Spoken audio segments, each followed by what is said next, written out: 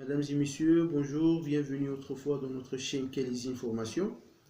Donc aujourd'hui, nous allons parler de notre programme de formation pour le mois de décembre 2018.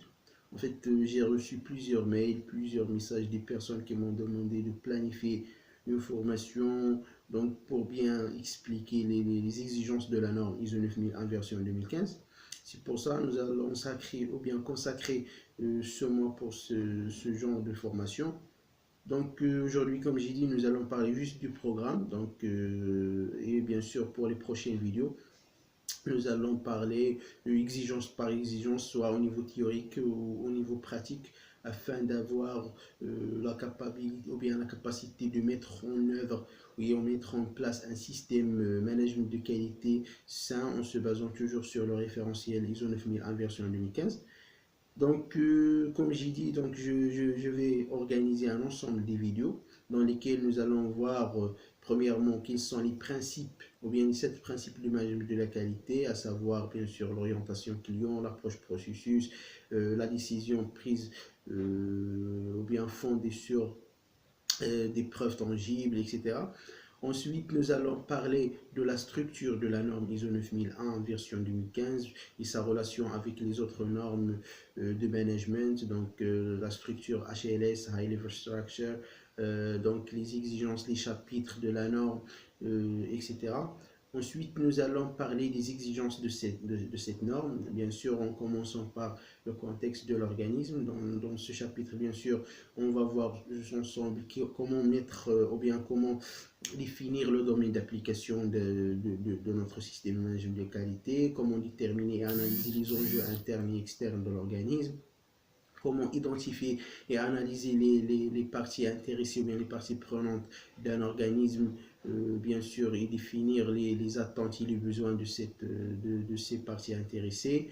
Ensuite, dans le chapitre 5, intitulé Leadership ou bien l'engagement ou bien la responsabilité de la direction, on va parler de tout ce qui est politique qualité, on va parler de l'engagement de la direction, ainsi la mise en service comment dirais-je, des ressources pour mettre un système, voilà, l'autorité, etc.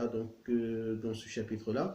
Ensuite, dans le chapitre 6, intitulé Planification de système management de qualité, on va voir la nouvelle approche de la norme qui est l'approche risque. Donc, comment mettre ou bien comment analyser et identifier le risque, comment mettre des actions face aux risques et aux opportunités aussi. Et ensuite, on va voir comment planifier les modifications relatives à notre système management de la qualité. Dans le chapitre 7 de la norme qui est support, donc on va parler de tout ce qui est ressources matérielles, ressources humaines, la documentation des informations, etc. Et dans le chapitre 8, donc on va parler de tout ce qui est relatif aux parties opérationnelles, donc tout ce qui est planification de la production, au bien service, tout ce qui est réalisation de service, tout ce qui est enquête de satisfaction client, tout ce qui est commercialisation, etc. Donc généralement, ce sont des processus, comment dirais-je, ce sont des processus de réalisation, voilà.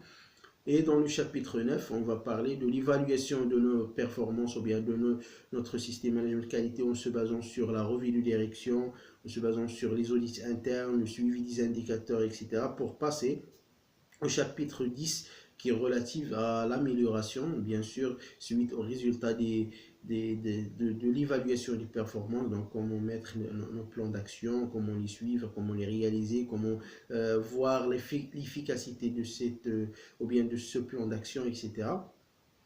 Et vers la fin, on va faire une étude de cas afin comme j'ai dit, donc afin d'arriver à un point où on peut mettre notre système management de la qualité conformément aux exigences de la norme ISO 9001 version 2015. Donc suivez-nous dans notre chaîne et j'espère bien que vous arrivez à bien maîtriser votre norme donc vers la fin de nos vidéos.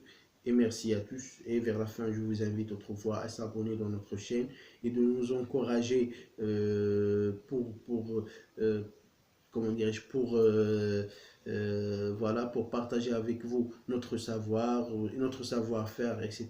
Et merci.